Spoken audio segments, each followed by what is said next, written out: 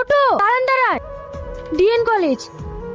কি দেখছেন এভাবে? তোমাকে। তাড়াতাড়ি চলেন তো, কলেজে টাইম হয়ে যাচ্ছে। আমি ওই কলেজে পড়ি, ফার্স্ট ইয়ার। তোমাকে দেখেও মনে হচ্ছে যে তুমি ফার্স্ট ইয়ার, কিন্তু আমার কলেজে অনেক পাওয়া। তোমার যদি পড়াশোনায় প্রবলেম হয় বা কেউ যদি ডিস্টার্ব করে, তুমি আমাকে বলবা, শুধু নামটা মনে রাখবে, পিন্টু। আর তোমার নাম? দেখুন, ময়না। এই নামটাই তোমাকে অনেক মানাবে, তুমি দেখতে অনেক সুন্দর। আপনি চুপ করবেন? এরকম একটা সুন্দরী মেয়ে যদি সামনে বসে থাকে, তাহলে কি চুপ করে থাকা যায়? আচ্ছা তাহলে বকো। বলছিলাম প্রেম টেম করো নাকি? না না। না করাই ভালো। তোমার যদি বয়ফ্রেন্ড থাকতো, তাহলে খালি আমার হাতে মারি খাতো। বাবা, আপনার তো দেখছি অনেক পাওয়ার। হ্যাঁ, পড়াশোনা বলো মারপিট বলো সবকিছুতেই নাম্বার ওয়ান।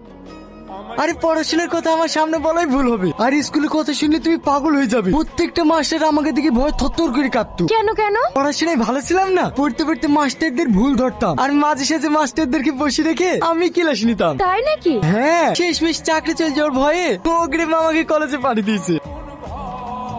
দেখেছো, এখানেও সম্মান। বসো বসো। যাও, তুমি গিয়ে বসো। বাবা, সোজা আপনি থেকে তুমি, কি ব্যাপার? বললাম না বেঞ্চে গিয়ে বসো। তুমিও চলো না, দুজন পাশাপাশি বসবো। আমি বেঞ্চে না, চেয়ারে বসবো। কেন? May I coming ma'am? Yes coming. এটা কে ভাই? এটা আমাদের professor Tuhina madam. Everybody listen, এটা আমাদের কলেজের বেস্ট স্টুডেন্ট মিস্টার পিন্টু। অনেক মেধাবী, পড়াশোনার দিক থেকে তো কোনো তুলনাই হয় না। তোমাদের কোনো সমস্যা থাকলে পিন্টুকে জানাবে, ও তোমাদের সমস্যার সমাধান করে দেবে। হলো পিন্টু, সবাইকে সাহায্য করবে তো? যাও বসো। পিন্টু দা, ফিল্মের লাস্ট ডেটটা কবে একটু বলুন না? দাদা, এবার এক্সামে কেমন প্রশ্ন আসতে পারে? পিন্টু দা, আমার স্কলারশিপের টাকাটা ঢোকেনি, একটু হেল্প করুন না।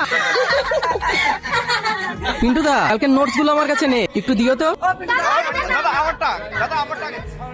কি হলো পিন্টু, শরীরের পাওয়ার বাড়ানোর জন্য গাড়ি ঠেলে এক্সারসাইজ করছে নাকি? ধ্যাৎ, আর কত চালাবেন বলেন তো? রাস্তায় একটা ভালো মেয়ে দেখলে ছেলেটা তো পটানোর জন্য উল্টো পাল্টা টাপট মারবে। এবার আপনি কলেজের প্রফেসর, তা তো আমি জানি না, ভুল নাই করেই ফেলেছি, আর কত বড় অপমান করবেন? আমি কেন তোমাকে অপমান করতে যাব? তুমি আমাকে যেগুলো বলেছো সেগুলোই তো বলছি। আমি পড়াশোনায় ভালো না, এক ক্লাসে 5 পাচ্ছিলাম, মাস্টার ঘুষ দিয়ে কোন রকম পাশ করি আমাকে এই কলেজে পাঠিয়েছে। আপনার যদি আমাকে নিয়ে কোনো অসুবিধা হয় তো বলে দেন, আমি আবার সেই স্কুলে ফিরে যাব। দয়া করে আমার পিছনে লাগেন না। তোমার গাড়িতে হাত দিবি নি, গাড়িটা ফেলে কি করলি? এই রোহন,